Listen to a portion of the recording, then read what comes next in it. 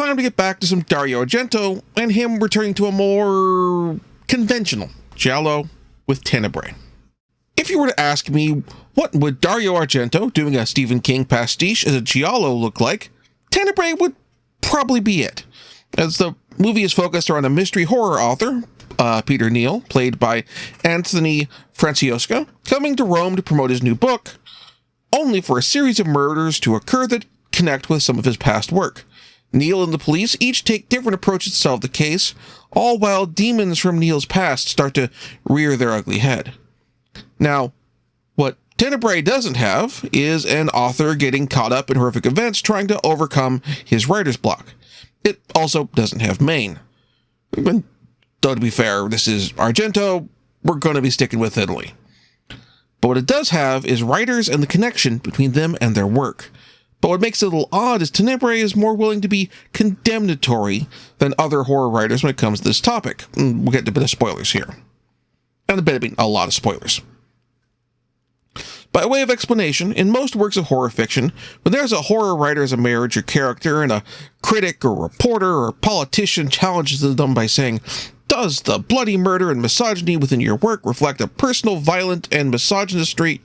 The writer character refutes it and goes on to be the person who solves the murders or otherwise stops them because of the insight provided by their experience as a writer.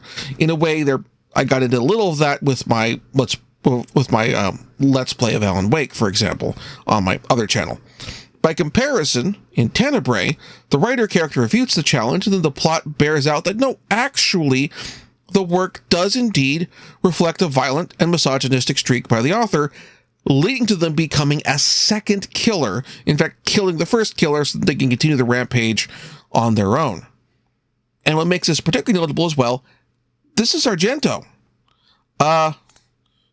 This is the work that Neal's been criticized for, and leads to becoming a second killer after we learned that Neal's work as him channeling his own murderous impulses is in Argento's genre.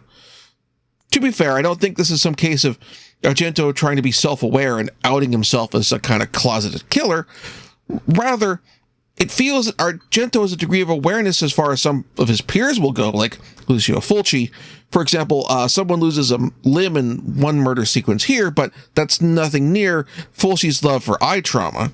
And while he's not openly taking a shot at his peers, it almost feels self-congratulatory for not going as far as Fulci in his own filmography. Though, ironically, Tenebrae ended up on the prosecuted video nasty list in the UK, while Fulci's The Beyond ended up on the non-prosecuted list, though also alongside Inferno. Otherwise, the cast is generally pretty good.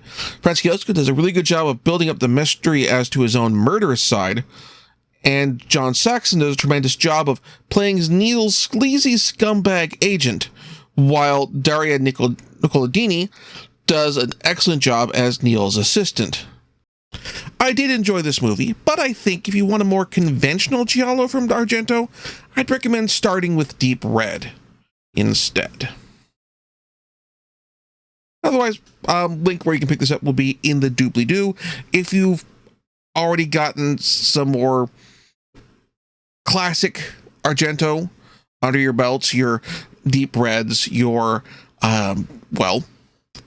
Infernos, and your Suspirias, want to go something more ordinary, less overtly supernatural, Tenebrae is a good one to go with.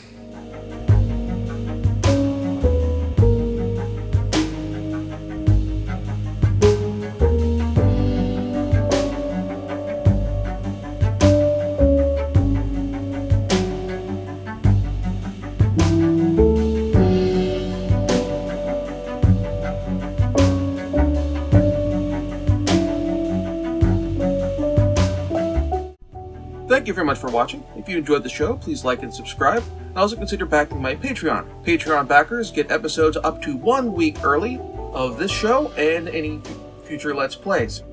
Also, please consider backing my Ko-fi. Toss me a few bucks also helps support the show, and it's not a monthly obligation or anything like that.